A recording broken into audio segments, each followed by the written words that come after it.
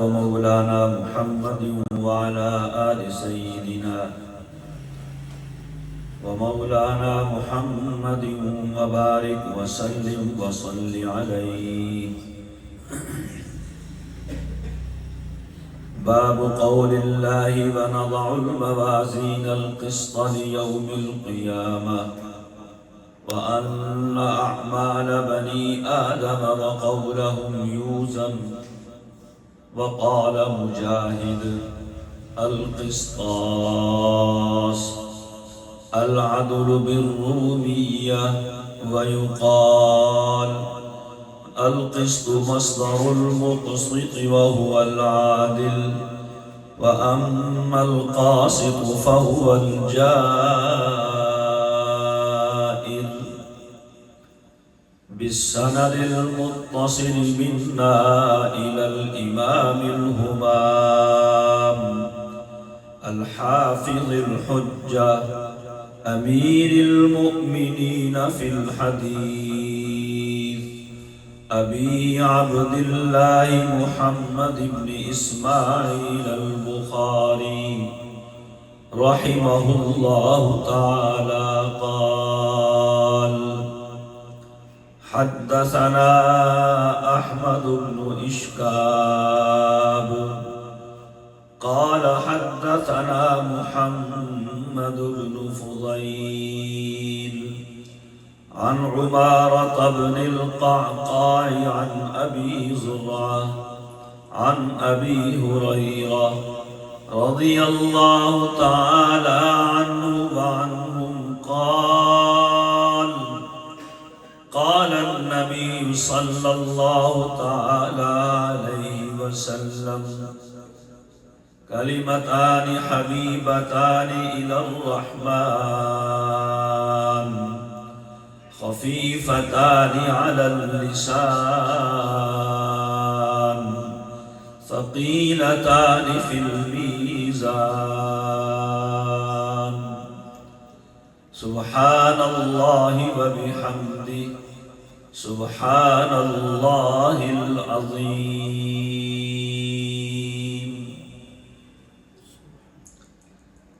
جامعہ ختیجۃ الکبریٰ green home Sargodha میں یہاں پڑھنے والی طالبات کے لیے یہ صحیح بخاری کا آخری درس ہے. یہ مدرسہ اور جامعہ آج سے کئی سال پہلے ہمارے محترم بزرگ حضرت حاجی محمد شکیل قصوری صاحب رحمہ اللہ تعالی نے شہر میں صحنی پارک میں شروع کیا تھا اور پھر انہوں نے ہی اپنی زندگی میں یہاں منتقل کیا. یہ ان کے اور ان کی اہلیہ محترمہ کے ایک بہترین صدقات جاریات میں سے ہے. یہاں بچیاں حافظہ عالمہ بن کے فارغ ہوتی رہی ہیں اور ہو رہی ہیں. دعا ہے کہ اللہ کرے قیامت تک یہ مبارک سلسلہ جاری اور ساری رہے. وہ دونوں یک کے بعد دیگرے اللہ تعالیٰ کے پاس پہنچ گئے اور اللہ تعالیٰ کی ذات سے بہت امید ہے کہ اللہ نے وہاں انہیں بہت اعلیٰ مقام عطا فرمایا ہوگا. اور اس مدرسہ میں جو خیر کا اور نیکی کا کام ہو رہا ہے اللہ تعالیٰ اس کا اجر و ثواب بھی انہیں پہنچا رہے ہیں اور پہنچاتے رہیں گے. ان کے بعد ہمارے عزیز شیخ عبدالقیوم صاحب ان کی اہلیہ محترمہ نے اور یہاں تعلیم دینے والے محترم اساتذہ کرام علماء کرام نے معلمات نے حضرت حاجی صاحب رحمہ اللہ تعالیٰ کے اس گلشن کی نہ صرف آبیاری کی بلکہ الحمدللہ اسے مزید آگے بڑھانے میں پوری سعی کی. اور آج یہ دن آپ کے سامنے ہیں. آپ کافی احباب اپنی بچیوں اور اپنے خاندان کی بیٹیوں کی صحیح بخاری کی تقریب میں شریک ہیں۔ ہمارے بھائی مولانا غلام یاسین معاویہ صاحب، ملک عتیق الرحمان صاحب، مولانا عبد الرحمان صاحب، مولانا محمد عظیم صاحب، دیگر حضرات یہاں پہ موجود ہیں۔ اللہ تبارک و تعالی سب کی شرکت کو اور حاضری کو اور خدمات کو اپنی بارگاہ میں قبول فرمائے۔ میرے دوستو، یہ امت محمدیہ علی صاحبہا الف الف تحیہ کا طرہ امتیاز ہے کہ اللہ کے نبی صلی اللہ علیہ وسلم نے جو دین، جو علم، جو شریعت، جو کتاب، جو نظام دیا تھا، وہ اتنا عرصہ گزرنے کے باوجود بھی جوں کا توں موجود ہے۔ نبی سارے سچے تھے، سارے نبیوں پہ اترنے والی کتابیں سچی تھیں، ہر نبی کی زبان سے نکلنے والا جملہ حق اور سچ ہوتا تھا، لیکن ہوا یوں کہ جب نبی جاتے کچھ عرصہ تو ان کی تعلیمات باقی رہتی، پھر مرور زمانہ سے، وقت گزرنے سے ان کی تعلیمات فراموش کر دی جاتی۔ یہ صدقہ ہے محمد الرسول اللہ صلی اللہ علیہ وسلم کی ختم نبوت کا کہ قیامت تو آ سکتی ہے، حضور کا دین نہیں بن سکتا۔ آج کہاں ہے تورات؟ دنیا پہ حکومت کرنے والوں، دنیا کو اپنے چنگل میں پھنسانے والوں، تمہاری کتاب کدھر ہے؟ اور یہودیوں، تمہارے سچے نبی کے پہ اترنے والی تورات آج کدھر ہے؟ دکھاؤ ہمیں کوئی ایک تمہاری تورات کا حافظ ہو۔ جیسی کیسی ہے، آج ہزاروں نہیں لاکھوں بچے اور بچیاں ہر سال وفاق المدارس کے تحت قرآن کریم کے حافظ بن رہے ہیں۔ پھر کیوں نہ ہوا ممتاز دنیا بھر کے دینوں میں، وہاں مذہب کتابوں میں، یہاں قرآن سینوں میں، اور سینوں میں کیوں نہ ہو؟ آج بھی علم دین کا تعلق، وہ قرآن کریم ہو، وہ حدیث نبوی ہو، وہ اس سے نکلنے والے فقہی مسائل کی صورت میں فقہ اسلامی ہو، اس کا تعلق جناب نبی کریم علیہ الصلوۃ والسلام کے مبارک سینے سے ہے۔ میں یہ بات کہا کرتا ہوں، مدارس میں پڑھنے والے طلباء ہوں، طالبات ہوں، وہ قرآن پڑھیں، وہ حدیث پڑھیں، وہ دین کا کوئی بھی علم حاصل کریں، اس کے توسط سے ان کے سینے میں وہ نور آ رہا ہے۔ آج بھی اس نور کا مرکز گنبد خضرا کے نیچے حضور کا مبارک سینہ ہے۔ یہ تصوراتی بات نہیں ہے، یہ خیالاتی پروپیگنڈا نہیں ہے۔ فرق یہ ہے، ہماری آنکھ محدود ہے، ہماری آنکھ کا دائرہ محدود ہے، لیکن اللہ کا نظام بہت وسیع ہے۔ آج ہمیں بجلی کی تار نظر آ رہی ہے، نیٹ کی کیبل نظر آ رہی ہے، پانی اور گیس کا پائپ نظر آ رہا ہے۔ اللہ کی قسم، آج بھی حضور کے مبارک سینے سے نور کی وہ ایک لائن پھوٹ رہی ہے اور ہر محدث کے سینے سے آ کے جڑ جاتی ہے۔ اللہ نے جنہیں باقی آنکھیں دی ہوتی ہیں وہ دیکھ بھی لیتے ہیں۔ ہمارے بر صغیر کے استاد الکل، سند الکل، سند الہند، حضرت شاہ احمد بن عبد الرحیم المعروف بشاہ ولی اللہ رحمہ اللہ تعالی اپنا مکاشفہ لکھتے ہیں، اٹھائیے حجت اللہ البالغہ۔ کہتے ہیں میں مدینہ منورہ گیا، میں نے وہاں اپنے مدنی استاد سے الشیخ ابو طاہر المدنی الکردی رحمہ اللہ تعالی سے حدیث پڑھی ہے۔ یہ وہی حدیث ہے جو آج بر صغیر میں پڑھائی جا رہی ہے۔ قل ہے شاہ ولی اللہ بر صغیر و مدینہ کے لیے۔ کہتے ہیں ان کے استاد کہتے تھے شاگرد ہو تو ایسا ہو کہ ہندوستان سے ایک نوجوان میرے پاس حدیث پڑھنے آیا ہے، حدیث کے الفاظ وہ پڑھتا ہے اور حدیث کے معنی میں اسے سمجھتا ہوں۔ پھر حضرت شاہ صاحب احمد بن عبدالرحیم شاہ ولی اللہ رحمہ اللہ تعالیٰ کہتے ہیں، ان کے بڑے بڑے مکاشفات ہیں، علماء جانتے ہیں۔ کشف کا معنی ہوتا ہے کہ جو عالم بالا ہے وہ اللہ دکھا دے۔ آپ یہاں بیٹھے ہیں، نظر آ رہے ہیں، کسی کو فرشتے بھی نظر آ رہے ہیں، موجود ہیں کہ نہیں؟ بہت ہیں، کرامن کاتبین تو ہیں ہی، اس کے علاوہ بھی ان مجلسوں کو تو فرشتے گھیر لیتے ہیں۔ تو بہت سی چیزیں ہیں جو غیر مرئی ہیں، اللہ وہ دکھا دیتا ہے۔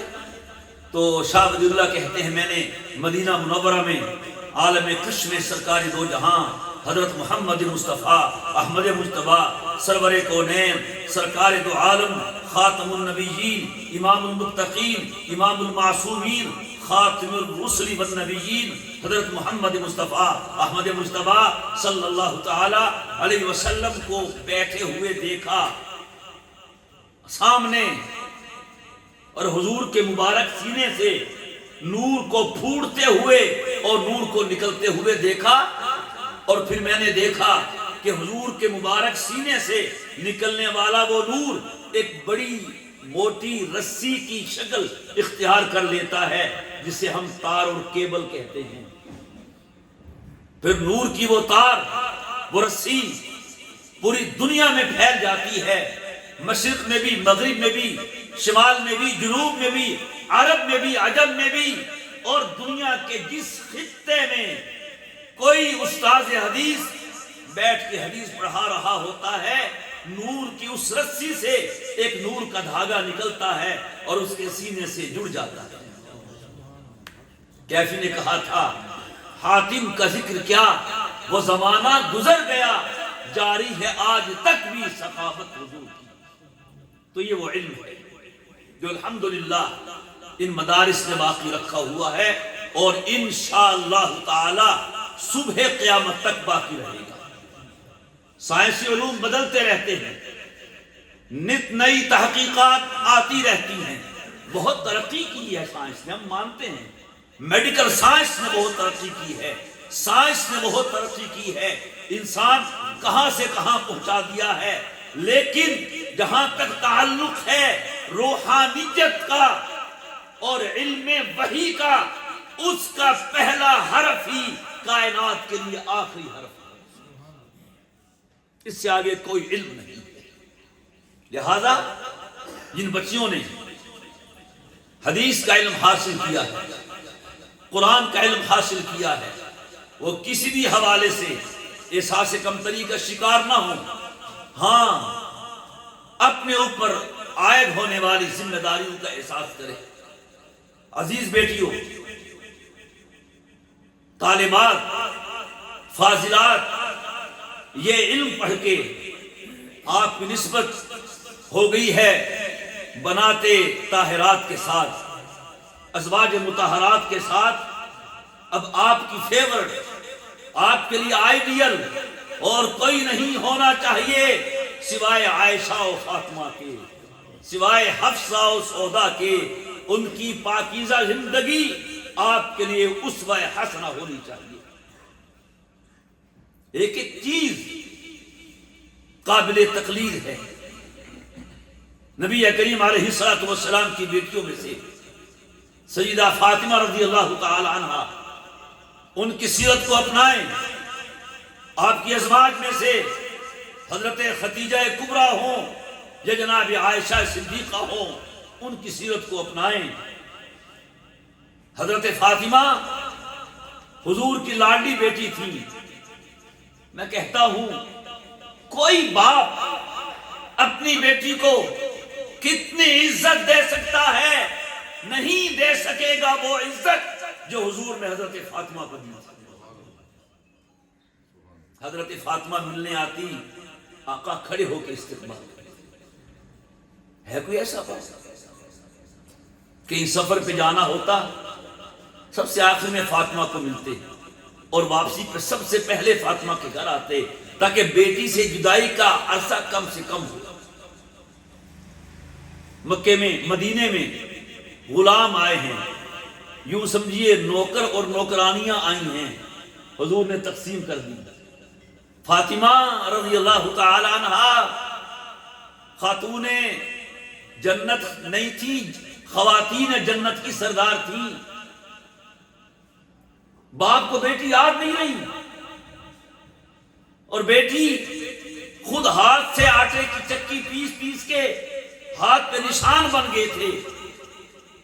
آج کل جو بھی آتا ہے سرکار کے پاس اور سرکاری لوگوں کے پاس، ملک تو ترقی بعد میں کرتا ہے، اپنی تجوریاں پہلے بھری جاتی ہیں۔ یہاں نبی ہے، سب کو دے دیا، بیٹی کو پوچھا ہی نہیں۔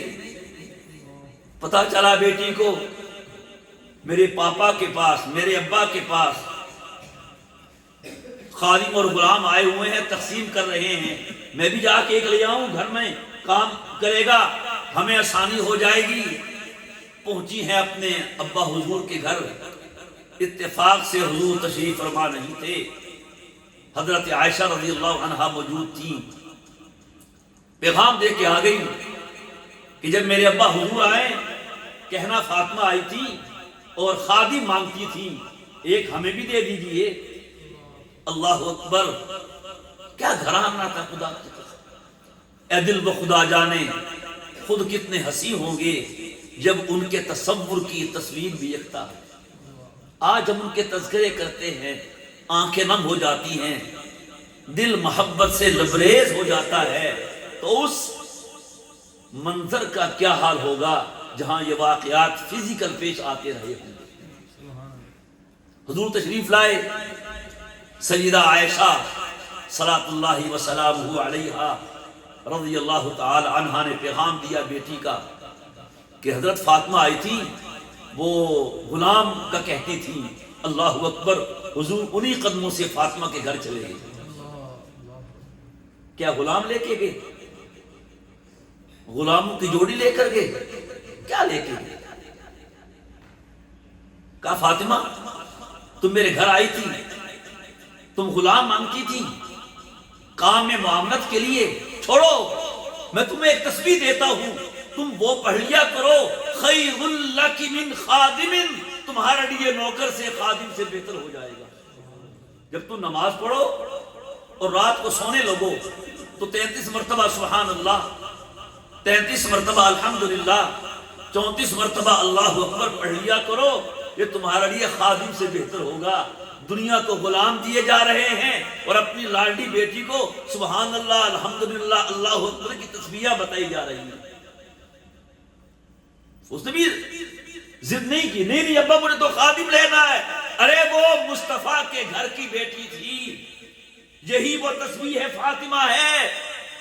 نہیں کہا فاطمہ نے ٹھیک ہے ابا جی تسبیح بھی کروں گی، نوکر بھی دے دیں، بس پھر وہ تسبیح فاطمہ مشہور ہے کہ نہیں، پڑھتے ہو کہ نہیں؟ اور علماء نے لکھا ہے چونکہ حضور نے حضرت فاطمہ رضی اللہ تعالی عنہا کو یہ تسبیح کام کاج میں تھکاوٹ کے لیے دی تھی۔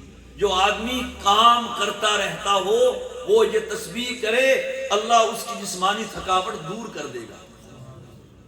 یہ انہیں اپنا آئیڈیل بنائیے، انہیں اپنا آئیڈیل بنائیے۔ کسی نے حضرت علی رضی اللہ تعالیٰ عنہ سے پوچھا، علی یہ تو بتائیں دنیا کی سب سے بہترین عورت کون ہوتی ہے؟ تو علی نے کہا میں اس سے پوچھ کے آتا ہوں جو خواتین جنت کی سردار ہے۔ گھر آئے، کہا فاطمہ ایک مسئلہ پوچھا گیا ہے اور میرا خیال ہے کہ تم ہی اس کا بہتر جواب دے سکتی ہو۔ سوال یہ کیا گیا کہ دنیا کی سب سے بہترین عورت کون ہے؟ تو حضرت فاطمہ رضی اللہ تعالی عنہ نے جواب دیا، علی جا کے اسے کہہ دے کہ دنیا کی سب سے بہترین عورت وہ ہے جس کی نظر کسی مرد پہ نہ پڑی ہو اور کسی غیر مرد کی نظر اس پہ نہ پڑی ہو۔ یہی وجہ جب انتقال ہوا تو کیا وصیت کی کہ رات کے اندھیرے میں میرا جنازہ پڑھ کے دفنا دینا، میں نہیں چاہتی کہ میرے جنازے پر بھی کسی غیر کی مرد کی نظر پڑے۔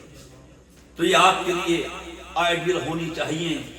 حضرت عائشہ رضی اللہ تعالی عنہا، سبحان اللہ، کیا شان ہے اللہ کی قسم، کائنات میں کوئی عورت ایسی نہیں ہے جس کے بستر پہ جبریل امین آیا ہو اور جس کے بستر پہ وحی اتری ہو سوائے حضرت عائشہ رضی اللہ تعالی عنہا۔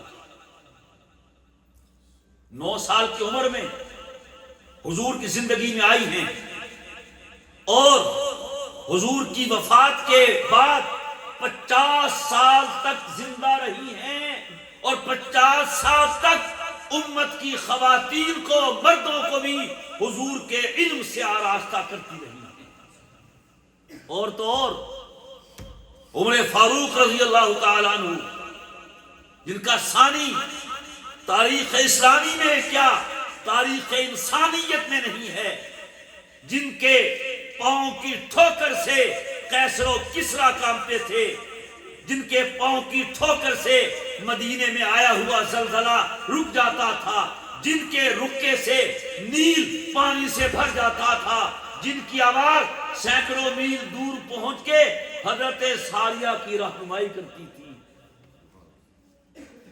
صحابہ کا کسی مسئلے میں اختلاف ہوتا، عمر فاروق رضی اللہ تعالی عنہ حضرت عائشہ کے دروازے پہ دستک دیتے،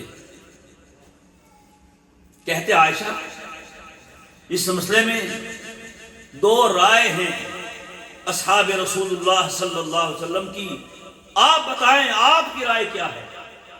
مزہ نہیں آتا ہوگا، آپ کی رائے کیا ہے؟ جب پردے میں کھڑی حضرت عائشہ رضی اللہ عنہا اپنی رائے سے آگاہ فرما دیتی، پھر عمر آ کے منبر پہ اعلان کرتے، دیکھو اب تک ان دونوں رائوں پر عمل ہوتا رہا، ٹھیک اب ام المؤمنین نے، عائشہ صدیقہ رضی اللہ عنہا نے یہ رائے دے دی ہے، اب جو اس رائے کے خلاف چلے گا عمر کا کوڑا اس کے سر پہ برسے گا۔ تم کہتے ہو اسلام نے عورت کو عزت نہیں دی ہے، اس سے بڑھ کے عزت اور کیا ہوتی ہے؟ ایک مرتبہ حضرت عمر فاروق رضی اللہ تعالی عنہ نے جمعے کے خطبے میں ایک آرڈیننس جاری کر دیا، امیر المومنین بھی تھے، خطیب بھی تھے، کہا دیکھو بھائی اب مدینے میں خواتین کا مہر بہت مقرر کیا جا رہا ہے، بہت زیادہ، یہ نہ کرو، فضول خرچی ہے، اور ایک حد متعین کی کہ بس اس حد تک مہر ہونا چاہیے، اس سے زائد کسی نے مہر مقرر کیا تو بحق کے سرکار ضبط ہو کے بیت المال میں جمع ہو جائے گا۔ عمر کے آگے کون بول سکتا تھا؟ ہو گیا آرڈیننس جاری، بن گیا قانون، ہو گیا نوٹیفیکیشن، جمعہ ہو گیا، عمر باہر آئے، ایک عورت نے روک لیا، ایک عورت نے روک لیا، رک گئے، یہ حضور کی سنت ہے، سبحان اللہ۔ روایت میں آتا ہے اگر کوئی بیوہ خاتون بھی سر راہ حضور کو روکنا چاہتی تو روک کے اپنے دل کی پوری بات کہہ لیتی تھی۔ یہ وہ سرزمین ہے جہاں عورت کی سنوائی نہیں تھی، عورت کو کوئی سمجھتا نہیں تھا۔ پھر وہ موقع آیا جب خولا حضور کی بارگاہ میں آ کے اپنے خامد کی شکایت کرتی ہیں، ابھی میں اٹھ کے گئی نہیں، جبریل امین آگے اور کہا اس عورت کی بات اللہ نے عرش پہ بیٹھ کے سن لی ہے۔ قد سمع اللہ قول التی تجادلک فی زوجہا وتشتکی الی اللہ واللہ یسمع تحاورکما، اللہ نے اس عورت کی شکایت سن لی ہے جو اپنے خامد کے بارے میں آپ سے کر رہی تھی، اللہ نے آپ دونوں کا مکالمہ بھی سن لیا ہے اور عورت کی بات بھی سنی ہے، واللہ یسمع تحاورکما۔ دیکھیے جس عورت کی بات کوئی سنتا نہیں تھا، جو عورت بچی کی شکل میں پیدا ہوتی اسے زندہ درگور کر دیا جاتا تھا، اسلام نے وہ مقام دیا ہے، عورت فرش پہ بیٹھ کے بات کر رہی ہے، عرش کا رب سن بھی رہا ہے اور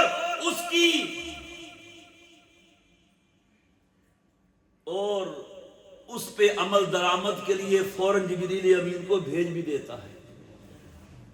اس سے بڑا اور کیا مقام ہوگا؟ عورت نے روک لیا عمر کو، رک گئے عمر، کہتی ہے حضرت آپ نے ایک حکم نامہ جاری کیا؟ جی میں نے کیا ہے، دیکھتے نہیں ہو کتنا کچھ فضول خرچی ہو رہی ہے، خبردار جو اس سے اوپر مہر دیا۔ عورت نے کہا حضرت قرآن کریم میں تو منع نہیں کیا، جتنا بھی مہر ہو، آتیتم احداہن قنطارا فلا تأخذوا منہ شیئا، اگر تم میں سے کسی نے اپنی بیوی کو قنطار دیا ہو مال کا، قنطار کا معنی ڈھیروں ڈھیر، تو قرآن تو ہمیں مہر میں قنطار دلوا رہا ہے اور آپ کہہ رہے نہ دو۔ اللہ اکبر۔ حضرت عمر کے بارے میں ایک جملہ آتا ہے، کانا وقافا عند کتاب اللہ، جب قرآن سامنے آتا عمر کو بریک لگ جایا کرتی تھی۔ واپس گئے، مسجد میں پہنچے، لوگوں سے کہا دیکھو بھائی ابھی ہم نے اعلان کیا تھا، ایک عورت نے رہنمائی کر دی ہے، قرآن کہہ رہا ہے قنطار دو تو واپس نہ لو، طلاق ہو جائے تو، لہٰذا عمر اپنا آرڈیننس واپس لیتا ہے، جتنا مہر چاہو مقرر کرو، بس اتنا کرو، اتنا ہی مقرر کیا کرو جتنا تم دے سکو۔ یہ ہے عورت کا مقام۔ تو خیر بہرحال بات کہیں لمبی نہ ہو جائے تو عزیز طالبات و فاضلات، بنات طاہرات، یہ علم آپ کو مبارک ہو۔ اس علم کی بڑی تاریخ ہے اور بہت اثرات ہیں اس علم کے، بس اتنا کیجئے گا کہ کبھی ایسا نہ ہو زندگی میں علم بدنام ہو جائے، علم پہ دھبا نہ آ جائے۔ آپ یہ پڑھ کے نمائندہ بن گئی ہیں علم کی، علماء کی، مدرسے کی۔ ہماری بڑی عظیم تاریخ ہے، ہماری سنہری گولڈن ہماری زنجیر ہے اور ایک سلسلہ ہے۔ آپ کو مبارک ہو، اللہ نے آپ کو اس سلسلہ تو ذہب کا، اس گولڈن چین کا حصہ آپ کو بنا دیا۔ اس علم پہ عمل کیجئے، اور جو اس علم کی طہارت ہے، یہ علم براہ راست دل پہ اثر کرتا ہے۔ ابھی کہا میں نے حضور کے دل پہ اترا تھا اور دل کو پاک کرتا ہے، اور جب دل پاک ہو جاتا ہے، اذا صلحت صلح الجسد کلہ واذا فسدت فسد الجسد کلہ الا وہی القلب۔ یہ حضور کے دل پہ اترا تھا اور آج حضور کے دل سے آپ کے دلوں میں آ گیا ہے۔ لہذا اس پاک علم سے اپنے سینوں کو پاک رکھیے، اپنی زبان کو پاک رکھیے، اپنی آنکھوں کو پاک رکھیے، اپنے خیالات کو پاک رکھیے۔ جہاں بھی آپ جائیں آپ ترجمان ہوں اسلام کی، علم کی، حضور کی اور حضور کے لائے ہوئے دین کی۔ اللہ تعالی ہمیں بھی اور آپ کو بھی اس علم کا نور عطا فرمائے اور اس علم پہ عمل کرنے کی توفیق عطا فرمائے۔ آخری کتاب ہے باب قول اللہ ونضع الموازین القسط لیوم القیامۃ وان اعمال بنی آدم وقولهم یوزن، کتاب الرد علی الجہمیہ، اس کا آخری باب ہے۔ جہمیہ عقل کے بندے تھے، جو بات عقل میں آتی اسے مانتے، جو عقل میں نہ آتی اسے نہ مانتے۔ امام بخاری انہی کی رد میں یہ پوری کتاب قائم کی ہے اور بہت سے حوالوں سے ثابت کیا ہے کہ بھائی ہم نے عقل کا کلمہ نہیں پڑھا، ہم نے کلمہ اللہ اور اس کے رسول کا پڑھا۔ جو بات سمجھ میں آئے تو بھی مانو، جو سمجھ میں نہ آئے تو بھی مانو۔ اس پر یہ باب قائم کیا، اعمال کو تولا جائے گا۔ اب یہ بات سمجھ میں نہیں آتی، اعمال آراز ہیں، کیسے تلیں گے؟ لیکن باب قائم کر کے بتا دیا کہ بھائی ہم نے عقل کا کلمہ نہیں پڑھا، ہم نے اللہ کا کلمہ پڑھا ہے۔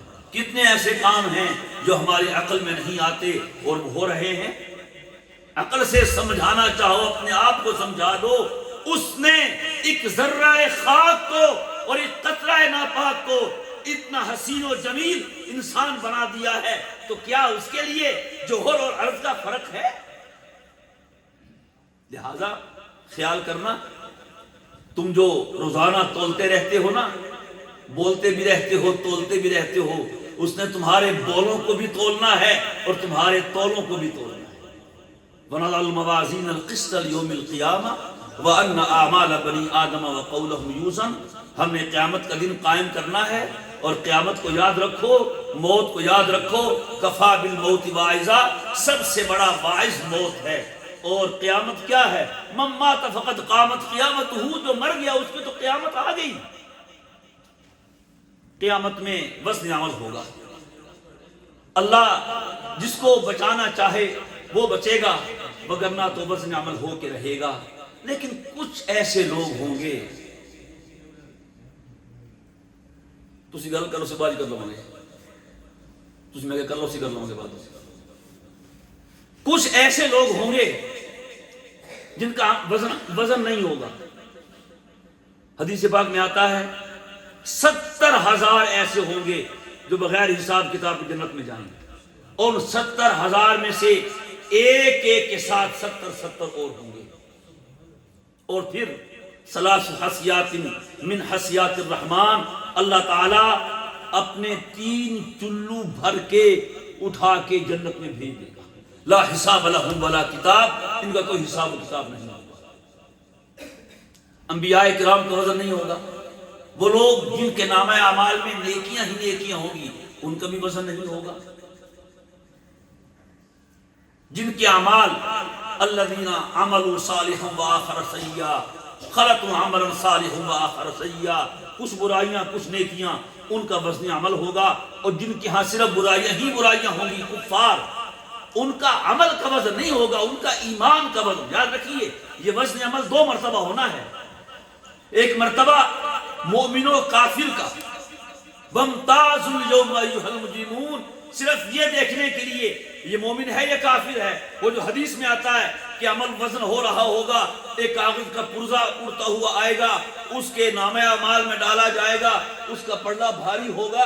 یہ وزن عمل کے موقع پہ نہیں ہوگا، یہ وزن ایمان کے موقع پہ ہوگا۔ کافروں کا ایمان کا وزن ہوگا، فَلَا نُقِيمُ لَهُمْ يَوْمَ الْقِيَامَةِ وَزْنًا، کسی بھی کافر کے پردے میں ذرا بھی وزن نہیں ہوگا۔ پھر حساب و کتاب شروع ہوگا۔ اللہ اکبر، ایک رونق لگی ہوگی، متقیوں کے لیے بہاریں ہی بہاریں ہوں گی۔ کوئی حضور کے پہلو میں حضور کے دیدار کے مزے لے رہا ہوگا، کوئی حوض کوثر کے مزے لے رہا ہوگا، کوئی اللہ کے عرش کے سائے میں ہوگا۔ ایک روایت میں آتا ہے ہر آدمی اس کے پاس 3 طرح کے رجسٹر ہوں گے، 3 طرح کے، اس طرح کے اٹھا کے آئے گا۔ ایک میں نیکیاں ہوں گی جو اس نے کی ہوں گی، دوسرے میں گناہ ہوں گے جو اس سے سرزد ہوئے ہوں گے، اور تیسرے میں نعمت ہوں گی، نعمتیں ہوں گی جو اللہ نے اس کو عطا کی ہوں گی۔ اب اللہ کے سامنے کھڑا ہے، اللہ تو اللہ ہے، کل یوم ہوا فی شأن، سبحان اللہ۔ وہ جلال میں بھی آتا ہے، جمال میں بھی آتا ہے، خوش بھی ہوتا ہے، غضبناک بھی ہوتا ہے۔ تو اللہ تعالیٰ اس بندے سے کہے گا، اچھا میرے بندے، یہ نیکیوں کا رجسٹر ہے تمہارا، یہ رکھ دو نیکیوں کے پردے میں، وزنی ہو جائے گا۔ پھر اللہ تعالیٰ اپنی نعمتوں میں سے ایک نعمت اٹھا کے دوسرے پردے میں رکھے گا، تو اللہ کی ایک نعمت کے بدلے میں اس کی نیکیوں کا پردہ اوپر اٹھ جائے گا۔ اللہ کہے گا میرے بندے، تیری ساری نیکیاں تو میری ایک نعمت کے بدلے میں ختم ہو گئی، اب رہ گئے تیرے گناہ اور میری نعمتیں، دے اس کا حساب۔ وہ سمجھے گا میں تو ہلاک ہو جاؤں گا۔ اللہ مسکرا کے کہے گا، جا میرے بندے، جا میرے بندے، نیکیاں میں نے تیری قبول کر لی، گناہ میں نے تیرے معاف کر دیے، اور نعمتیں ساری میں نے تجھے ہدیہ کر دی۔ بڑے بڑے واقعات حضور نے بیان فرمائے۔ ایک بندہ آئے گا، اس کے پاس بڑے بڑے نیکیوں کے رجسٹر ہوں گے، حضرت صاحب پڑھاتے بھی تھے، تقریریں بھی کرتے تھے، وعظ بھی کرتے تھے، بیان بھی کرتے تھے، وہ انبار نیکیوں کا لے کے آیا ہوگا اور بڑا مطمئن ہوگا، وہ تو اللہ ہے، جس کے آگے اس دن حضرت موسیٰ بھی ڈر رہے ہوں گے، آدم بھی ڈر رہے ہوں گے، ابراہیم خلیل اللہ وہ بھی لرز رہے ہوں گے، تو اللہ ہے بھائی۔ آئے گا، اعلان ہوگا، فلاں بن فلاں آ گیا ہے، اس کا حساب ہونے والا ہے، جس کا کوئی معاملہ ہو آ جائے، لوگ آ جائیں گے، لائن لگ جائے گی، او لائن لگی ہے۔ اس دن تو اللہ نے سینگ والی بکری کو بھی زندہ کر کے اس کو ٹکر مروانی ہے جس نے بغیر سینگ کی بکری کو ٹکر ماری تھی۔ تو بندوں میں انصاف کیسے نہیں کروائے گا؟ اور اس دن روپیہ پیسہ نہیں ہوگا۔ آپ سمجھیے میں تو کروڑ پتی ہوں، وہاں میرا کروڑ کام آ جائے گا۔ یوم لا ینفع مال ولا بنون، نہ وہاں بیٹے کام آئیں گے نہ مال کام آئے گا، الا من اتى اللہ بقلب سلیم، ہاں جس کے پاس سلامتی والا دل ہوگا وہی کام آئے گا۔ وہ بڑا مطمئن ہوگا جی، بڑی نیکیاں او انبار ہیں رجسٹروں کے، ادھر لائن لگی ہوئی ہے حق لینے والوں کی۔ کوئی کہے گا اے اللہ اس نے مجھ سے قرض دیا تھا واپس نہیں دیا، کوئی کہے گا یہ ملازم تھا اس نے ملاقات پوری نہیں کی میرے پاس وہ باقی ہے، کوئی کہے گا اس نے میری غیبت کی تھی، کوئی کہے گا شتمنی لطمنی سبنی اغتابنی، اس نے مجھے تھپڑ مارا تھا، اس نے میرا حق مارا تھا، مجھے بے عزت کیا تھا۔ اللہ اکبر، اللہ پھر نیکیاں دے گا ان کو کس حساب سے وہی جانتا ہے۔ گالی کے بدلے کتنی نیکیاں، تھپڑ کے بدلے کتنی نیکیاں، غیبت کے بدلے کتنی نیکیاں، عزت اچھالنے کے بدلے کتنی نیکیاں، وہی جانتا ہے۔ دیتا رہے گا دیتا رہے گا دیتا رہے گا، اتنا اس نیک شخص نے لوگوں کو ستایا ہوگا کہ نیکیاں ختم ہو جائیں گی، لیکن مظلوموں کبھی لائن ختم نہیں ہوگی۔ اب دوسرا مرحلہ، اللہ کہے گا اس کے پاس تو نیکیاں نہیں رہی، اب تم آؤ، تم اپنے گناہ اپنی اس کی زیادتیوں کے بدلے میں اس کے کھاتے ڈالو۔ اب یہ حساب ہوگا، اب اس پر گناہ آ رہے ہیں، وہ بری ہو رہے ہیں، جس نے تھپڑ کھایا، جس نے بے عزتی کروائی، جس نے ظلم سہا، وہ گناہ سے سبک بار ہو رہے ہیں اور اس کے گناہ اٹھا کے حضرت کو دیے جا رہے ہیں۔ حضرت علامہ صاحب کو اللہ معاف فرمائے، مفتی صاحب کو، مولانا صاحب کو، شیخ الحدیث صاحب کو، جی ہاں، جب حساب بے باک ہوگا تو یہ حضرت صاحب جو بڑی نیکیاں لے کے آئے تھے، ان کے نامہ اعمال میں گناہوں کے انبار ہوں گے، یہ بھی ہوگا، اور بہت سے واقعات ہیں۔ تو یہ وزن عمل ہونا ہے، اس واسطے ہمیں نہیں پتہ ہمارے ساتھ کیا ہونا ہے۔ دعا تو ہماری یہی ہے، امید بھی یہی ہے کہ اللہ ہمارے ساتھ رحم کا معاملہ فرما دے۔ ہم نے حساب کتاب کو نہیں دینا ہے اللہ، ہم آج کہہ رہے ہیں ہمارے پاس کوئی نیکی نہیں ہے، بس ہمیں تو آپ کے رحم کی نظر چاہیے۔ بس کسی چیز کو بہانہ بنا کے آپ بہانہ بنانے پہ آئیں، پیاسی مکھی کی پیاس بجھانے کو بہانہ بنا لیں، آپ بہانہ بنانے پہ آئیں، رستے سے پتھر ہٹانے والے کہ اس عمل کو بہانہ بنا کے معاف کر دیں۔ آپ نے بہانہ بنایا بنی اسرائیل کی بدکار عورت کو اس بات پہ بخش دیا، اس نے کتے کے بچے کو پانی پلایا تھا۔ اے اللہ ہمارے لیے بھی کوئی بہانہ بنا دیجئے گا اور ہمیں اپنے عذاب سے آزاد کر دیجئے گا۔ مت مانگیے اللہ سے انصاف، مت مانگیے اس سے حساب، مت مانگیے اس سے عدل۔ ایک شخص کے لیے پھانسی کے آرڈر جاری ہو گئے، وہ کہتا ہے اللہ انصاف کر میرے ساتھ، میں نے بندہ نہیں مارا، آواز آئی انصاف کیا ہے، تو نے ایک دن اپنے پاؤں سے ایک چونٹی کو کچل دیا تھا، اس کی بھی جان تھی کہ نہیں تھی؟ دو جواب، کرو وکیل، کرو ذرا، اس واسطے کبھی بھی اس سے عدل نہ مانگنا، اس سے رحم اور کرم مانگنا۔ ہمارے حضرت خواجہ خان صاحب رحمہ اللہ تعالی جب بھی حضرت کو کوئی دعا کے لیے کہتا تو فرماتے اللہ رحم کرے، اللہ رحم کرے۔ اس نے کہا حضرت آپ ہر دعا کے لیے رحم کرتے ہیں؟ فرمایا ہاں، جب سزائے موت کا حکم ہوا ہو تو پھر رحم کی اپیل ہی کام کرتی ہے۔ ان اعمال بنی آدم وقولهم یوزن، اس نے تولنا ہے، نیکیوں کو خیال رکھنا۔ اور آگے مجاہد نے قسط کا معنی بتا دیا، کس رومی زبان کا لفظ ہے، عربی میں آ گیا ہے، عربی میں ہے، اس کا معنی انصاف ہے اور ازداد میں سے ہے۔ ازداد کا معنی رات بھی اور دن بھی، چٹا بھی اور سفید بھی اور کالا بھی، یہ بھی ایسے ہی ازداد میں سے قسط۔ اس کا معنی ظلم بھی ہے، انصاف بھی، بس فرق اتنا ہے، اگر افعال سے آئے معنی انصاف کرنا، مجرد سے آئے معنی ظلم کرنا۔ مقصد کا معنی انصاف کرنے والا عادل، اور قاصد کا معنی ظلم کرنے والا جائر۔ وَأَمَّا الْقَاسِدُونَ فَكَانُوا لِجَهَنَّمَ حَطَبًا۔ آگے حدیث ہے، طریقہ آپ جانتی ہیں کہ ترجمے میں دعویٰ ہوتا ہے، دلیل کے لیے حدیث لے کے آتی ہیں۔ دعویٰ یہی تھا ان اعمال بنی آدم وقولہم یوزن، بنی آدم کے اعمال کو، اقوال کو تولا جائے گا۔ دلیل کلمتان حبیبتان الی الرحمن خفیفتان علی اللسان ثقیلتان فی المیزان سبحان اللہ وبحمدہ سبحان اللہ العظیم۔ دو کلمے رحمان کو پسند ہیں، زبان پہ ہلکے ہیں، ترازو میں وزنی اور بھاری۔ یہ ہے دلیل کہ اعمال اقوال کو تولا جائے گا۔ دلیل ثقیلتان فی المیزان، وہ کلمے ترازو میں آئیں گے، بھاری ہو جائیں گے تو وزن ہوگا۔ سبحان اللہ وبحمدہ سبحان اللہ العظیم۔ یہ سبق دیا اللہ تعالی ہمیں بھی توفیق عطا فرمائے کہ ہم اللہ تعالیٰ کو یاد کریں، اور یہ جو سبحان اللہ وبحمدہ سبحان اللہ العظیم ہے، حدیث میں آتا آدمی اس کو 100 بار پڑھے، اللہ اس کے اتنے گناہ معاف کر دے گا جتنی سمندر کی جھاگ ہوتی ہے۔ اگر آپ نے سمندر کی جھاگ دیکھی ہو تو جب سمندر میں جھاگ ہوتی ہے تو یوں لگتا ہے کہ سارے جہان جھاگ سے بھرا ہوا ہے۔ اور ایک حدیث میں جو آدمی یہ کلمہ 100 بار پڑھے، اللہ اس کے لیے جنت میں کھجوروں کا باغ لگا دے گا۔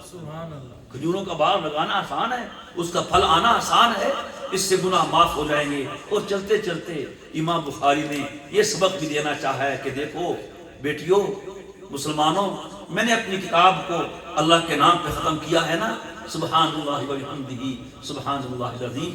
بس تم بھی کوشش کرنا جب تمہاری زندگی کی کتاب ختم ہو تو تمہاری زبان پر بھی اللہ کا نام ہو۔ کیوں؟ من کان آخر کلامہ لا الہ الا اللہ دخل الجنہ، جس کی زبان پہ مرتے وقت اللہ کا نام ہوگا وہ جنت میں جائے گا۔ میں فاضل ہونے والی طالبات کو، ان کے والدین کو، ان کی معلمات کو، ان کے اساتذہ کو، اور خاص طور پر اپنے عزیز شیخ عبدالقیوم صاحب ان کی اہلیہ محترمہ کو مبارکباد پیش کرتا ہوں، اور دعا کرتا ہوں کہ اللہ تبارک و تعالی اس خدمت کو اپنی بارگاہ میں قبول فرمائے۔ اللہ ہم سب کو اخلاص کامل عطا فرمائے، ہر قسم کے دکھلاوے سے، ریا سے، چما سے ہم سب کو بچائے۔ اللہ ان بچیوں کو اور ہمیں بھی حضور کا یہ مبارک علم اور اللہ تعالیٰ مبارک فرمائے، اور ہم سب کو اس پہ عمل کرنے کی توفیق عطا فرمائے۔ وآخر دعوانا ان الحمد للہ رب العالمین۔